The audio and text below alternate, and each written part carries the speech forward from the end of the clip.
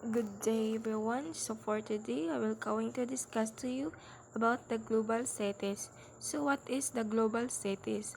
Global cities are urban centers that hold significant influence and power on the world stage due to their economic, cultural, and political prominence. So these cities are hubs of international trade, finance, innovations, and diplomacy, playing a crucial role in shaping the global economy and key international issues. Like for example, of global cities is include New York, London, Tokyo, and Singapore. They are characterized by their connectivity, the diversity infrastructures, and ability to attract talent and investment from around the world. So next is we have globalization as a spatial phenomenon. Refers to the way in which the processes and dynamic of globalization manifest in physical spaces and landscape around the world.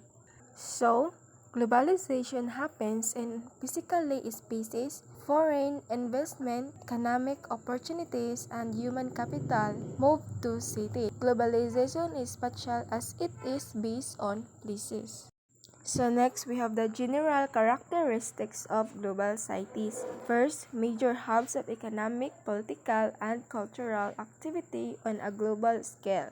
Attract multinational corporations, financial institutions, and international organizations. Significant influence in shaping global trends. Attract talented individuals from around the world, diverse and vibrant cultural sense, well developed and advanced transportation networks, and the high cost of living inflicting their economic power and influence. Key players in the global knowledge-based economy. Dynamic, interconnected, and cosmopolitan urban centers at the forefront of the globalization.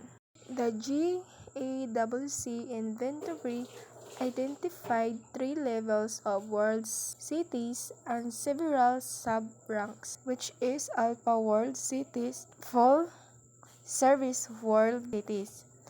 We have 12 points, London, New York, Paris, Tokyo, and 10 points, Chicago, Frankfurt, Hong Kong, Los Angeles, Milan, Singapore. Next, we have Beta World Cities, Major World Cities.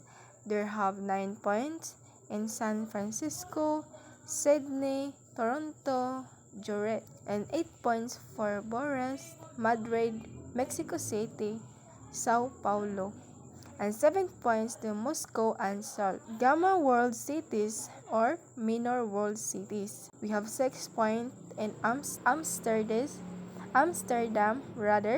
Boston, Caracas, Dallas, Düsseldorf, and 5 points for Bangkok, Beijing, Montreal, Rome, Stockholm, Warsaw, and 4 points for Atlanta, Barcelona, Berlin, Budapest, Buenos Aires, and but in 1994, GAWC redefined and recategorized the classification as follows. First, well-rounded global cities. It is very large contribution, London and New York City. A smaller contribution and with cultural bias, Los Angeles, Paris, and San Francisco.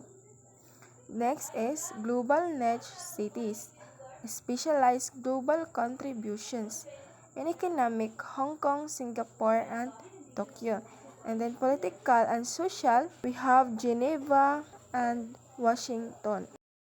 Next, we have world cities, which subnet articulator cities and worldwide leading cities. Subnet articulator cities is we have cultural, political, and social.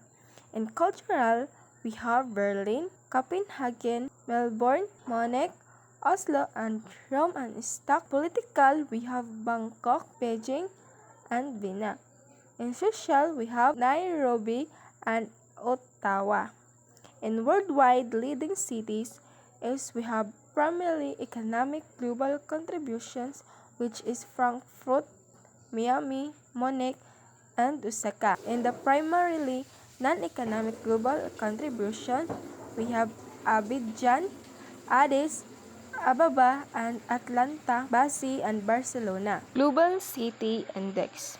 Global City Index consists of indicators and parameters used to determine and measures the categories of global cities and to what extent they function as a global cities.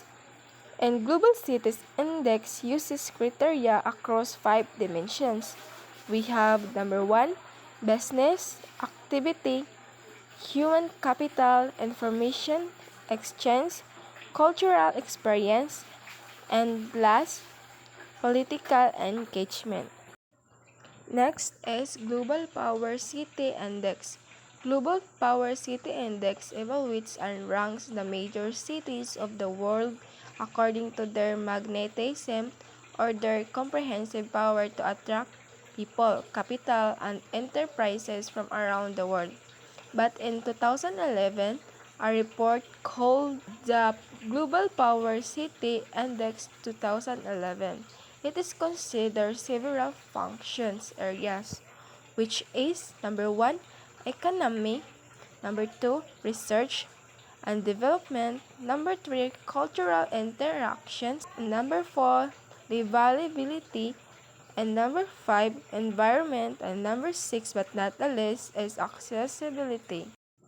So, there are the top 10 global power cities. We have London, New York City, Tokyo, Paris, Singapore, Seoul, Amsterdam, Berlin, Hong Kong, and Sydney.